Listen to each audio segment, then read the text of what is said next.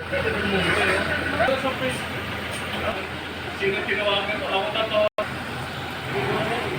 guys, good morning.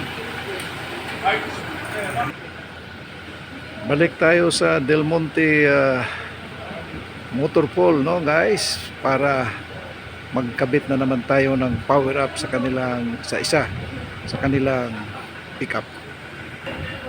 At ito yun. So ayan, pinaandar na natin para marinig natin yung kondisyon ng makina before power up. Then i-revolusyon natin para makita natin kung umuusok o ano ba yung estado nito. Okay, so bagong bagong change oil.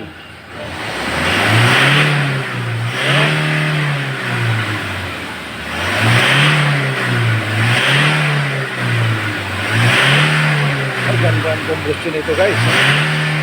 Toyota Hilux.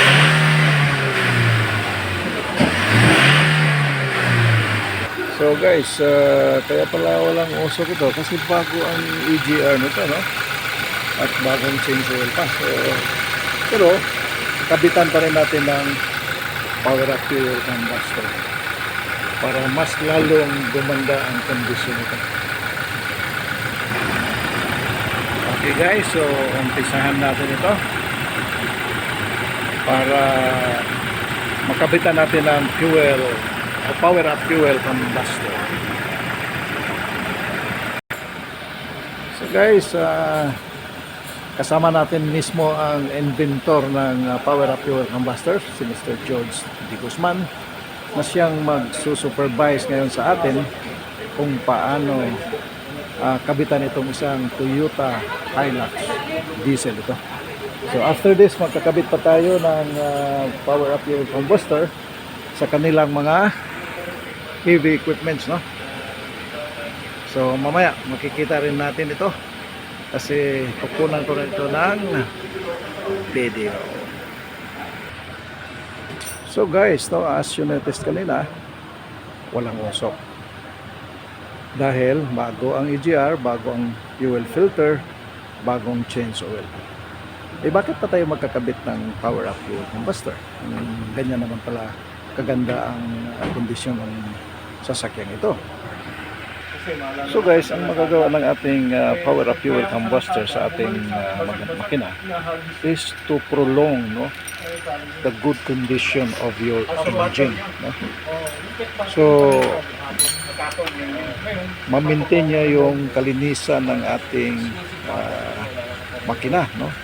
Lalo na sa combustion chamber kasi pinapasukan na natin ito ng dense oxygen, hindi lang ordinary air na pumapasok doon, hindi dense oxygen. So pag dense oxygen guys, malinis ang sunog ng ating fuel, no?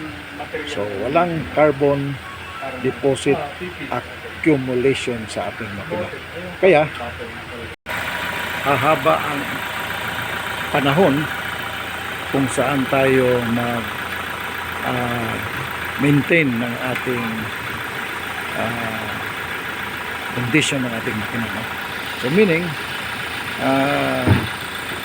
hindi masisira yung makina natin, hahaba ang buhay niya, di ba? Okay, so guys, mag-umpisa na tayo. Kakabitan na natin ng gadget yung Toyota Hilux na yan. Okay? Okay guys, diyan natin nilalagay yung gadget, no?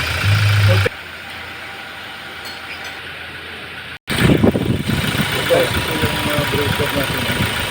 So binaksan natin yan para makikita natin may view tayo lang.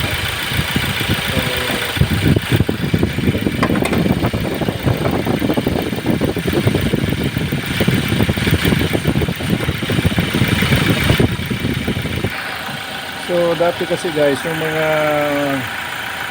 old model ng ating mga makina, usually ang mga brittle niyan dati nakalaylay lang sa ilalim, no? Pero ngayon dahil sa iniiwasan natin yung magbuga ng mga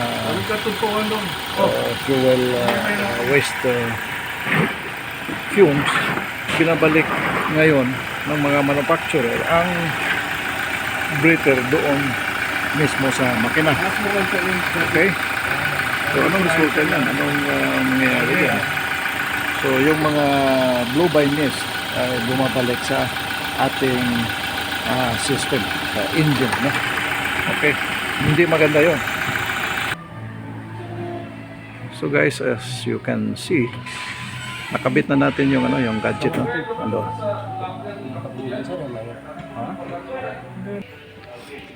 Guys, hinahanap natin yung intake manifold nito. Ay, tawagan mo si Arlan. Okay. Relax na nasira nila din. Yung tayo ng hangin. Pag napuno ka na ng hangin, that's the time to take it. Kasi, pag apak mo, kailangan mo hangin. Yung ginamit ko, magsip-sip, sipin niya doon. So, another fuel, hangin out. Kasi 2 parts fuel ka, 1 part air, 1 part fire, nalunod ka. So, ngayon, hindi lang na na makina. Para makuha mo yung right torque na makina, kailangan right volume of air.